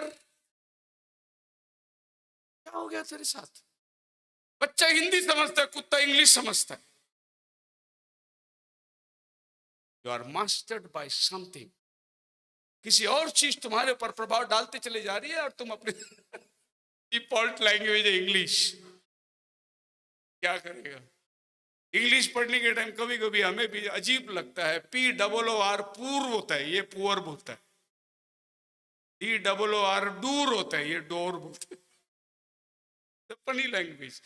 कुत्ते से इंग्लिश में बात करते लोग, जैसे इसका कुत्ता अमेरिका से आया और हिंदी समझता ही नहीं। हमारा रिलीजन जो है, रिलीजन का मतलब क्या है? Coming in contact with God, यही रिलीजन का अर्थ है। और सब ने अपने अपने रिलीजन बना दिए, लेकिन जानवर को रिलीजन है क्या? बोल सकते हैं कि अमेरिका का लायन क्रिश्चियन लायन है करके बोल सकते हैं क्या?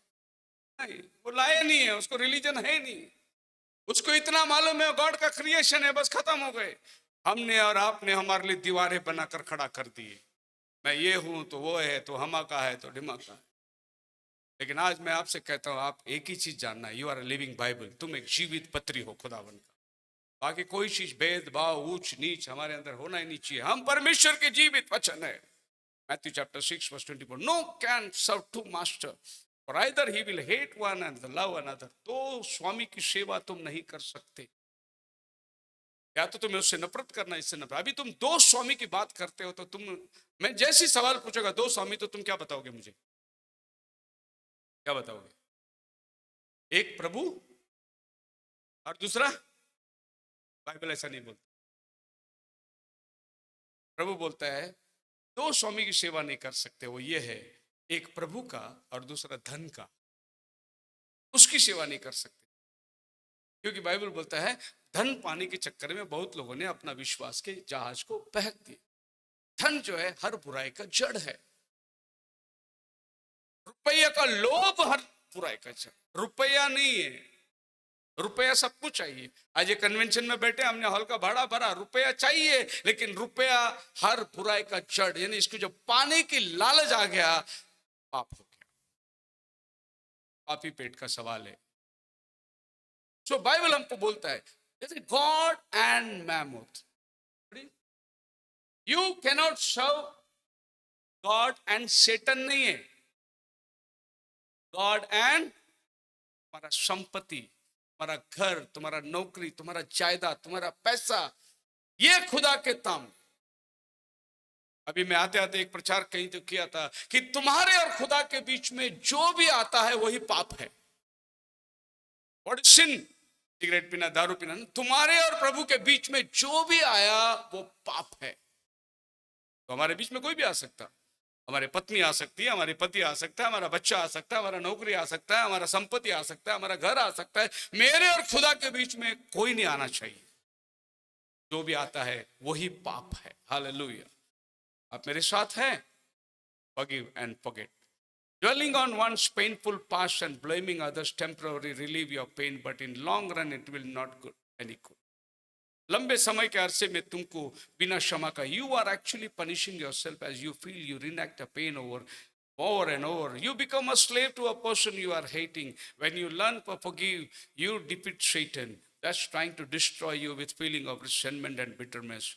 Your compassion to such person will lead you to understanding that we are living in an imperfect world with still imperfect people and imperfect circumstances. Vengeance is never an option for Christian. बदला लेना ये Christian के life के अंदर कोई option है ही नहीं।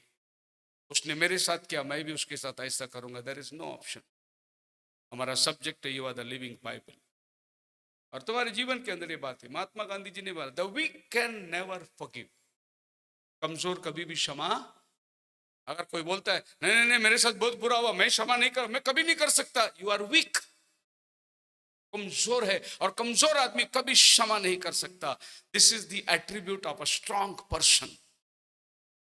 क्षमा जो है वो एक मजबूत व्यक्ति का। Forgiveness does not mean that your wrong done you is already justified. No, instead of forgiveness bring peace to the who forgives. क्षमा करने वाला को शांति मिलता है, जिसका क्षमा हुआ उसको नहीं, क्षमा करने वाले को शांति मिलती है। बोलो hallelujah.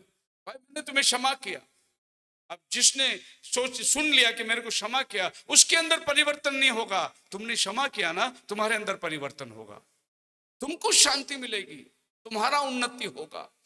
Leave the vengeance to God. Revenge is never an option for a Christian. Leave the outcome to God. Be humble to conquer your enemies by loving them, no matter how difficult it might look. अपने दुश्मन को प्रेम से ही जीतने की कोशिश करो, चाहे वो कितना भी कठिन दिखो। First John chapter 4 verse 18. There is no fear in love, but perfect love casteth out fear. प्रेम के अंदर डर नहीं होता, और प्रेम सब डर को दूर करता है। बोलो हालेलुया। ये वचन को लिखने के टाइम पे एक लड़की ने अपने मैत्री की शादी में ग्रीटिंग कार्ड में वचन लिख के भेज दिया, और वो ग्रीटिंग कार्ड नया नया पति के हाथ में मिल गया, और उसने जॉन 4:18 निकाल के पढ़िए जॉन 4:18, और उसमें लिखा है तूने 5 पति कर चुकी, और जो अभी तेरे साथ है वो भी तेरा पति नहीं है। ग्रीटिंग कार्ड पढ़ते ही उसने लड़की को बोला, हाँ तेरा दोस्त को सब सीक्रेट मालूम है। देख उसने ग्रीटिंग कार्ड में क्या लिखा, मैं 5वां पति है तेरा, 5 पति कर चुकी। अभी का अभी डाइवर्स मांगता है मेरे को। सीधे पास्टर के पास गया, बोला देखो इसके दोस्त ने क्या ग्रीटिंग कार्ड भेजा है, उसका रियलिटी को उसने भेजा है, मेरे को डाइवर्स चाहिए। पास्टर ने बाइबल खोला, 1 जॉन 4:18 निकाल के पढ़ा, fear in love, perfect love casteth out fear. खाली वो 1 जॉन 1 नहीं देखा, खाली जॉन 18 निकाल के पढ़ लिया। बाइबल कभी ऐसा निकाल के पढ़ लोगे तो डाइवोर्स में आ जाएगा matter. Matra, Kana, you are a living Bible. The pure in mind, Philippians 4:8. Finally, brethren, whatsoever things are true, whatsoever things are honest, whatsoever things are just, whatsoever things are pure, whatsoever things are lovely, whatever things are of good report, if there any virtue, if there be any praise, think on these things. अगर कुछ सोचने के लिए है तुम्हारे पास, इन बातों के ऊपर सोचो। कुछ भलाई करने के लिए है, कुछ प्रेम करने के लिए है, कुछ अच्छा काम के लिए, कुछ अच्छे सद्गुण हैं, इसके पीछे लगो, क्योंकि तुम जीवित पत्री हो। खुदावन आपको आशीष दे। प्रार्थना करें।